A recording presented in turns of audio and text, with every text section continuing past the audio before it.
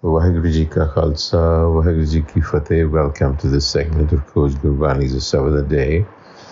Our recitation is from Salok 35 and 36 of Bhavanakri, Kabir Ji. Here's the recitation first. From the letter Rara. Rara Ras Niras kar Jania, oye Niras so ras pehchaniya, e ras chhade oh ras aava, o ras piya e ras nahi paava. Rara Ras Niras. Ras is in singular form here, so it refers to that one experience, aesthetic experience, if you will, which is self-realization. So the nectar of the self is savored when the mind becomes free from vacillation. Niras is free from vacillation when it withdraws from the pleasures of the world.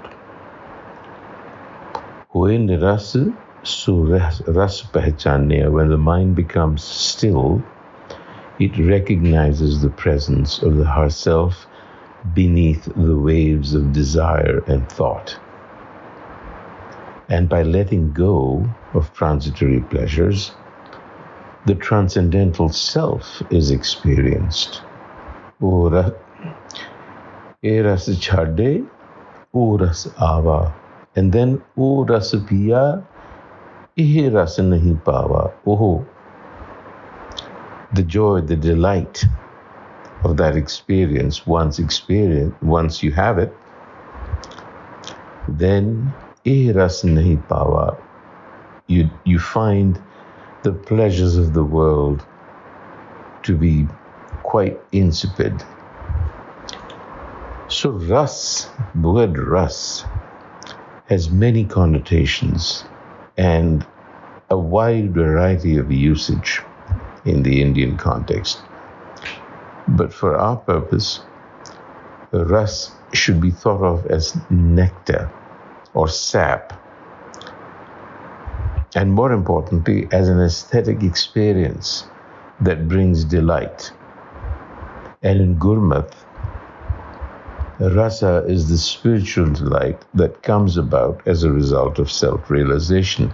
It is the highest aesthetic experience because, like any other aesthetic experience, it involves the art of making something, and here you are making a masterpiece out of your life, and then having the skills and knowledge to appreciate what was created. And now from the letter Lalla. Lalla, aise live man lave, anat n jaye param sach paave, arjo taha prem live lave, tav Allah leh leh charan samave.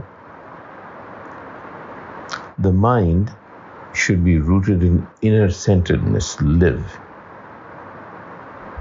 That is inner-centeredness.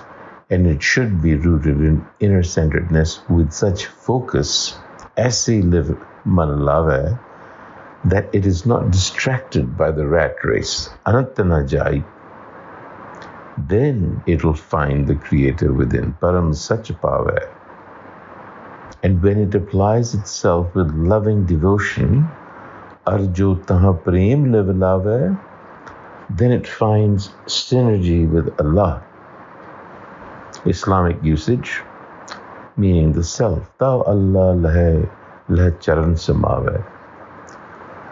So in Gurmat you will find the terms live and tat, which are opposing but complementary orientations or predispositions that are available to humans. Both are in accord with divine will. That is, Hukum has designed and intended both ways. One is rooted in devotion to the beloved, a state of uninterrupted centeredness, live. The other is characterized by what we call the rat race, or the incessant drive to achieve and accomplish worldly goals. Both have to be balanced. Ordinarily, we are making decisions, choices, weighing one alternative against another. In the case of live and thought, the two contrasting orientations do not present a choice. They who come to this recognition that both paths emerge from Hukam embrace both, but practice a dynamic balance. They are externally driven in the pursuit of worldly goals, but remain inner-centered or focused on a vision, the masterpiece that has to be created. They're of the world, but not in it.